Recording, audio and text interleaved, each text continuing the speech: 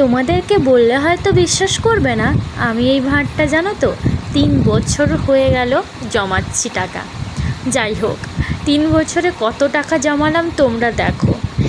শুধু 5 টাকা, 10 টাকা, 20 টাকা এই কয়েন, আর 20 টাকা 50 টাকা কটাখানি নোট, আর বেশি কিছু না। তো এতটাই ভারী হয়েছে, মানুষ ধরলেই ভাববে যে পুরো ভর্তি হয়ে গেছে। তোমরা বললে বিশ্বাস করবে না, এতটাই ভারী হয়েছে।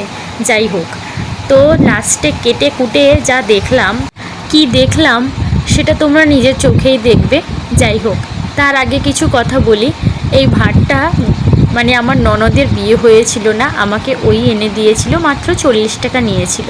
এখন মাটির ভাঁড় আছে, এটা হচ্ছে প্লাস্টিকের ভাঁড়। তো প্লাস্টিকের ভাঁড়ে টাকা ভালো থাকে, ওই জন্যই আনা। যাই হোক, আমি তো নোট একদমই ঢোকাইনি, বলতে গেলে হাতে গোনা কয়েকটা, তো বেশিরভাগই খুচরো।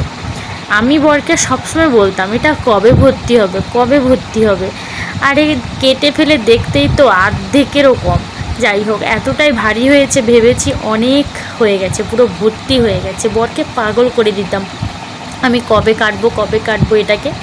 যাই হোক, অ্যাট লাস্ট অনেক দিন পর, খুব জোর 2.5-3 বছর তো পরেই কেটে ফেললাম।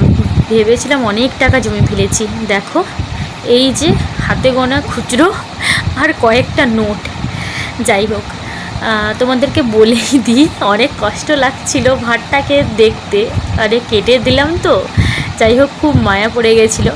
আর টাকাগুলো ভাবলাম যে অনেক টাকা হবে, হিসাব করে দেখতে মাত্র 1,500। ওইটাকে আমি নোট করে নিয়েছি। নোটগুলো কোথায় রাখছি সেটাও